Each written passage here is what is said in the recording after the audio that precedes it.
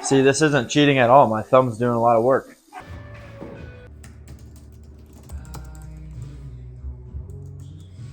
Today we're breaking down myths, Mythbuster style, except without explosions and cool stuff, because I just have tools. We're going to go over what I hear is the most common e-bike myths. We're just going to break down what's true and what's not. Yeah, that's going to be today's video. First up, are e-bikes cheating? Or I guess I shouldn't ask it as a question. E-bikes are cheating. The argument that e-bikes are cheating, I mean, it's pretty straightforward on the surface level, right? And it depends on the bike and it depends on the rider. But it's no different than when Apple Maps was released and some old guy will look at you looking on your phone, learning directions, and he'll be like, oh, look at you fucking cheater. Do the work. You know, back in my day, we used to have to use a compass and a map to get to where we wanted. It's like the same thing. Some purist named Craig is out here mad because he takes a lot of pride in how long he rides his bike for and how long he can go.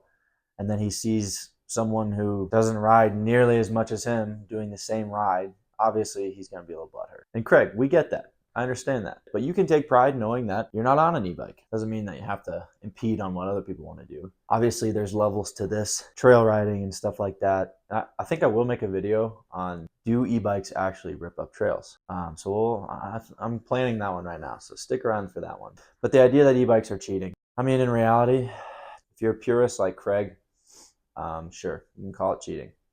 But for the majority of people who don't have the time to get out and ride all that time, maybe they have a disability, maybe they have an injury, maybe this is the only way that they can actually get out and get exercise. You still gonna call them cheaters? I don't know, but I'm gonna say no. I'm gonna say it's different. And at the end of the day, wouldn't you rather have more people getting out on bikes and out of their cars and out of their houses and actually moving, even if they are having a little bit of help?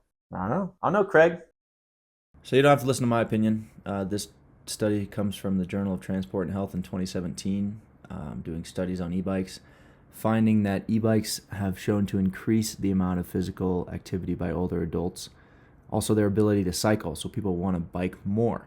There's also significant improvements in health. Here's another study basically putting up an e-bike versus a normal bike, tracking their heart rate, tracking their calories, all that kind of good stuff.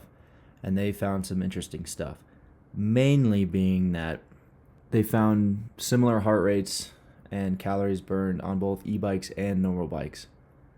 But all this being said, let's be clear, these studies were done on pedelec bikes, which means only pedal assist.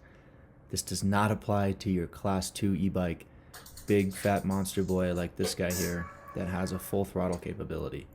Okay, I am totally for these kind of bikes, but when you talk about cheating, this is about as close as cheating as you can get. So you still have all your assistance levels to assist while you pedal, but the big key here is this throttle. And the throttle is basically just cheating.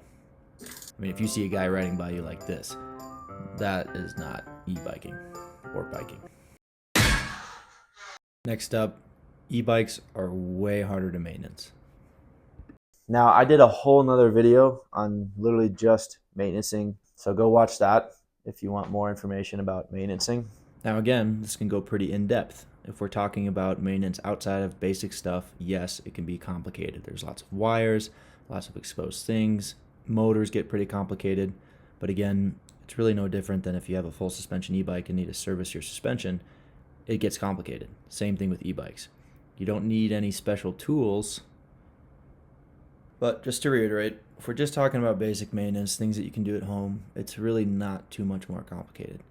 So here's me taking off a rear hub motor wheel, and we're going to change the flat tire on this bike. There obviously are a couple more steps that you have to do, but if you're talking about a reason why you shouldn't buy an e-bike, the extra maintenance really isn't one of them. Again, there's not much more you have to do than a couple things. In this video, I unplugged a wire and I removed the 2 rear axle bolts. That's about it. Now, because I want to be transparent with you guys and not mislead you at all, do understand that if you do buy an e-bike, yes, there will be a little bit more maintenance. Now, is it enough to not buy an e-bike? I would say no. It's not rocket science, but yes, it is true. E-bikes do take more maintenance. Another myth, e-bikes can't get wet.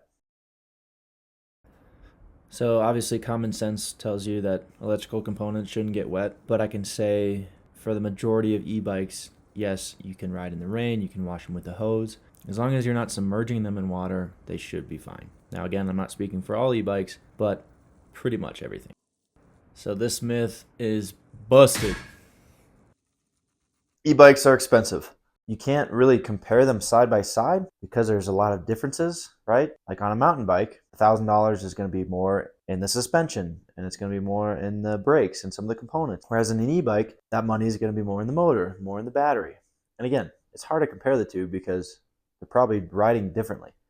Now, if you put a side by side a electric mountain bike, standard bike, if they have the exact same components and then you stick a battery and motor on there, obviously the battery and motor are going to make it more expensive.